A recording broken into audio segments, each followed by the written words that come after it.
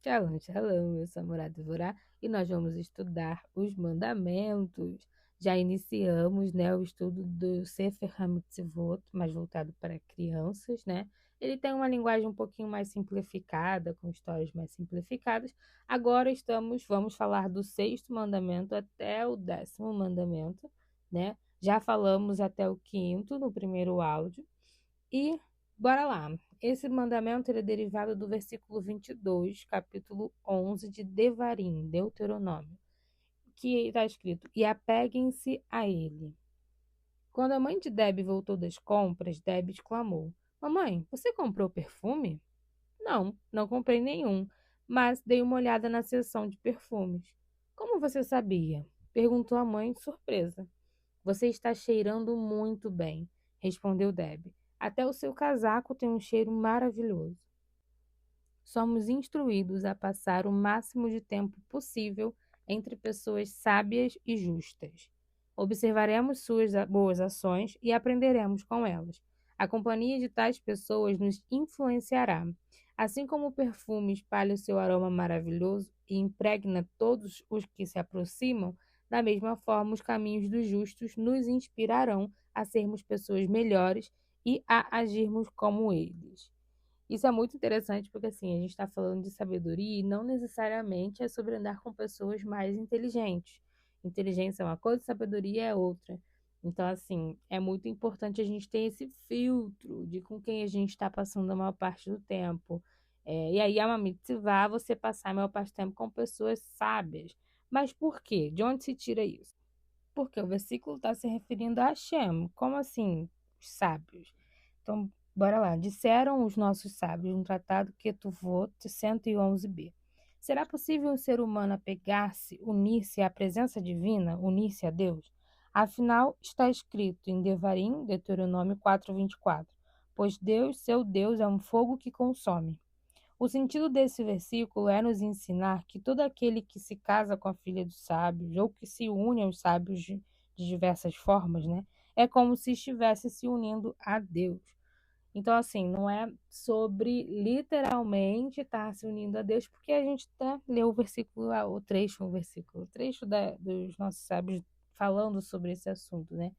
E é muito interessante porque Machi, ele traz uma fala que eu achei pertinente, que é quando ele diz que onde estiverem reunidos dois ou três, ali eu estaria.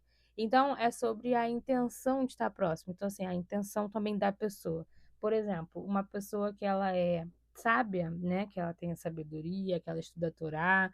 Então, por isso a gente fala, nossos sábios, quem são esses sábios? São homens importantes que dedicavam seu tempo a estudar a Torá, que eram justos no máximo possível, né? Então, a intenção dessas pessoas conversando não é uma intenção ruim, não é uma intenção de, eu vou cumprir, não vou cumprir, não vamos cumprir mandamentos, ou seja, vamos falar Shonhará, fazer tudo de errado. Não é, a intenção é sempre positiva, é sempre querer falar de Hashem, querer louvar a Hashem com as boas ações, querer fazer de tzedakah. Então, assim, isso é uma pessoa que está mais próxima de Deus. Assim como o nosso querido David Stern, né? Ele, acho que eu já falei com vocês sobre isso. Quando ele traduz os discípulos de Yeshua, ele traduz como Talmidim, como discípulo, um negocinho mais próximo, não como apóstolos, emissários, eu esqueci agora a palavra correta. Mas, enfim, não no sentido de distância, né? O uso da palavra Talmidim de Yeshua, né, é a ideia de que ele está mais próximo do mestre. Então, todos eles pareciam com Yeshua, assim como tem o versículo quando, acho que é Kefa, que nega Yeshua naquele momento mais tenso, né? Yeshua tendo avisado que ele o negaria. E aí o povo fala: não, você fala como ele, tipo, você parece com ele. Ou seja, determinado, conforme a gente vai andando com a pessoa, a gente vai se parecendo com a pessoa. A gente vai se tornando realmente, literalmente assim, semelhante, né? Igual você vê pessoas que andam junto há muito tempo ou namoram, casais, né, que se casam, estão há muito tempo juntos, eles até se parecem. Por quê? Porque a gente meio que imita microexpressões das pessoas que estão mais próximas, isso é uma questão mais científica, né? Então a gente acaba imitando o jeito de sorrir, de falar da pessoa. Isso é uma coisa meio que inconsciente, tá bom? E aí nos tornamos meio que parecidos. Vocês podem pesquisar sobre isso, é muito interessante. Eu achei que eu ia falar sobre muitas mitzvot nesse mesmo áudio, só que pode ser que fique um pouquinho extenso. Eu vou deixar dessa mitzvah para falar em outro áudio, porque eu acho que ela vai tomar também um tempinho, como essa tá tomando. Mas enfim, eu acho que agora ficou mais claro. Eu separei também outros dois versículos para falar com vocês, que está relacionado com essa questão de sabedoria, que é 1 Coríntios 15:33, que diz: As más conversações corrompem os bons costumes. O início está: não vos enganeis, porque a galera fala: não tem diferença com quem a gente anda, mas tem sim. E o outro ponto é: o temor do Senhor é o princípio da sabedoria. Conhecer o santo é ter entendimento.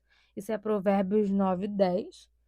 E tem mais, mas está dizendo a mesma coisa, né? Provérbios 1:7 e Terrilim, Salmos 111:10.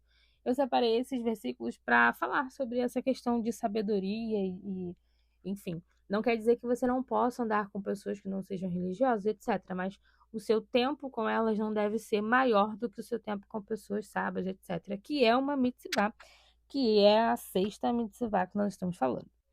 Mitzvah positiva 7. Ela é do versículo 20 do capítulo 10 de Deuteronômio. E jurem pelo seu nome.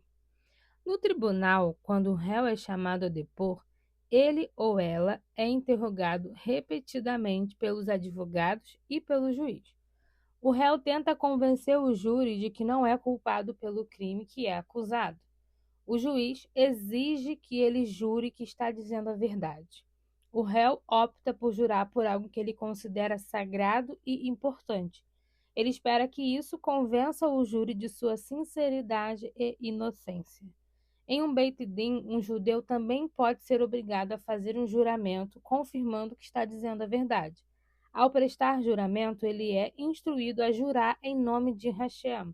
Ele usará o nome sagrado de Hashem para convencer o tribunal de sua honestidade. Morar, isso não vai contra a mitzvah de não jurar em nome de Deus. Pois é, existem duas facetas, né, duas faces dessa situação. Porque nesse caso aqui, é uma mitzvah, se torna uma mitzvah jurar em nome de Hashem.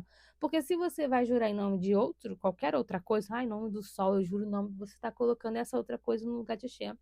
Então, né, não pode. Explicando o que é um Beit Din, é uma casa da lei, um tribunal rabínico, beleza? Beleza. E Hashem é como nós usamos para não se referir ao nome de Hashem, explicitamente, né, nome de Deus, né? Então a gente usa Hashem, quer dizer o nome, e é Shem com M, beleza? Shem com N é dente, não tem nada a ver. Mandamento positivo 8. Devarim 28:9, Deuteronômio 28:9. E andai nos seus caminhos. Que menino legal é o Beni, né? Você deveria ser como ele.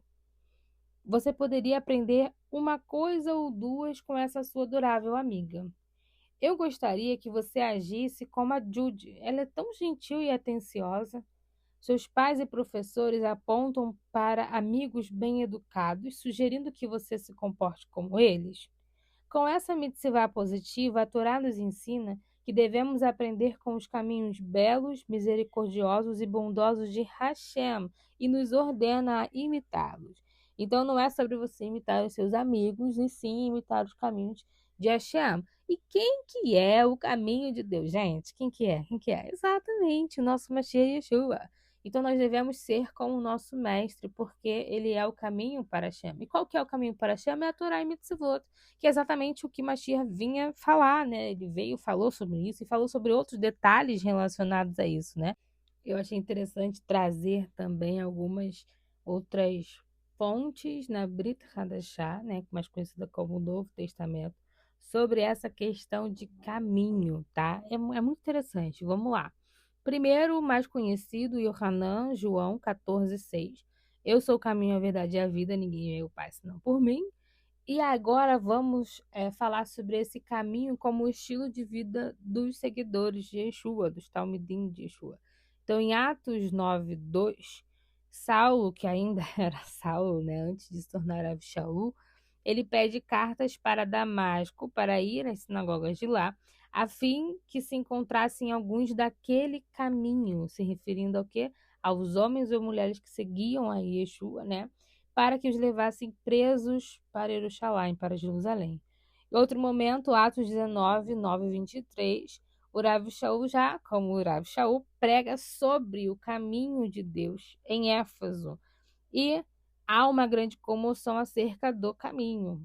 Bom, o versículo é: mas alguns eram teimosos e não acreditavam, e em frente de todos ainda falavam mal do caminho do Senhor. Então Rav Shaul abandonou a sinagoga, levando os seguidores de Mashiach consigo, e começou a falar diariamente na escola de um homem chamado Tirano. Em Atos 22, 4, Rav Shaul, testifica que perseguiu este caminho. Bora para a leitura. Persegui os que seguiam este caminho e fiz com que alguns fossem condenados à morte. Prendi homens e mulheres e os joguei na cadeia. Então aqui ele está contando dessa época que ele não era seguidor do caminho, mas um perseguidor daqueles que seguiam o caminho. E agora, a melhor referência, ao meu ver, que está bem clara sobre isso, é Atos 24, 14, que ele está sendo julgado, e aí ele diz: porém, uma coisa confesso ao Senhor, eu sigo o caminho que os judeus dizem ser falso, mas é desse modo que sirvo ao Deus dos nossos antepassados. Creio em tudo que está escrito na Torá de Moshe, na lei de Moisés e no livro dos profetas. Eu e os meus acusadores temos essa mesma esperança. Todos vão ressuscitar, tanto os bons quanto os maus, por isso faço tudo para sempre ter a consciência limpa diante de Deus e das pessoas. Eu li o 15 e o 16 também, que é ali ele dando um resumo do que é seguir o caminho, né? E eu achei muito pertinente com essa mitzvah. Por quê? Porque a gente sabe que esses caminhos está falando de Hashem o tempo todo, né? A gente vê os discípulos dos Talmidim de Yeshua sendo semelhantes a Hashem, daí a gente entra nas questões das qualidades das 10 Sefirot, que são relacionados com Hashem, enfim, muitas coisas, muitas coisas. Continuando, mitzvah positiva de número 9. Ela está derivada, ela vem do capítulo 22, versículo 32 de Levítico, de Vaikra. Mas eu serei santificado entre os filhos de Israel. Era uma tarde chuvosa e Shelley não conseguia encontrar nada para fazer. Já sei, disse a mãe. Vou pegar alguns álbuns de família antigos que estão no porão e vou te contar sobre nossos bisavós. Shelley estava ansiosa para ouvir as histórias de sua mãe. Eles ficaram sentados juntos por horas, enquanto Shelley implorava para ouvir cada vez mais. Sua mãe prometeu continuar em outra ocasião e, finalmente, fechou o álbum. Shelley estava fascinado por todas as coisas interessantes que havia descoberto e se sentia sortuda por fazer parte de sua família tão especial. Ela desejava poder contar a todos o quão especial se sentia. Temos uma herança judaica única. Temos orgulho de ser judeus e somos instruídos a tornar isso conhecido pelos outros. Quando o menino judeu usa um kippá para que todos vejam que ele é judeu, quando a menina judia acende as velas de Shabat para que todos vejam, quando cumprimos as mitzvot com orgulho e dignidade, anunciamos ao mundo que acreditamos em Hashem e na Torá. Mesmo que alguém tente nos forçar a negar Hashem e a sua Torá, devemos permanecer fiéis. Ao longo dos séculos, os judeus escolheram a morte em vez de negar o seu vínculo com Hashem. Isso está ligado com a mitzvah negativa 63. Então, assim, eu sei que na leitura ficou parecendo que coloca kippá para mostrar aos outros, né? Mas dá para entender, interpretar sobre isso. Eu acho interessante trazer um acréscimo aqui, que o nome dessa mitzvah, que a gente fala muito, é Kiddush Hashem, santificar o nome de Deus. Fazemos isso todas as vezes que cumprimos mitzvot, como foi falado, e ainda mais em momentos muito específicos, como descrito em Daniel 3:1, dos jovens que são jogados na fornalha para santificar o nome de Hashem. E como que eles santificaram o nome de Hashem? Escolhendo a morte, a cometer a idolatria, entendeu? Nesse momento assim tenso, onde todo mundo acaba, escondendo, fingindo que é aquele que não acredita mais em Deus, é crucial, é mais honroso ainda você declarar que você acredita em Hashem. Isso aí te transforma em mártires nesse caso, Porque geralmente morre. Não foi o caso daqueles meninos, aqueles jovens, que o nome deles é Hananiah, Mishael e Azariah. E nesse caso, naquela tensão que estava acontecendo ali, você fazer o oposto do que era pedido, o que estava sendo pedido, negar Hashem. Você fazer o oposto é santificar o nome de Hashem. Quando a gente dá bom exemplo, a gente também faz Kiddush Hashem, a gente também santifica o nome de Hashem. E o que tem a ver com essa história que foi contada? Que quando a mãe fala positivamente sobre a família e a menina sente o desejo de contar sobre isso, ela está trazendo coisas boas para o nome da família, né? É a mesma coisa com Hashem. As nossas boas ações, as nossas mitzvot, elas santificam o nome de Hashem. Vamos finalizar aqui. O 10º mandamento vai para o próximo áudio. Então, finalizamos no mandamento positivo 9. Para não ficar tão grande, né? Tão extenso, vocês conseguirem estudar com tranquilidade. E é isso. Shalom, shalom. Bons estudos.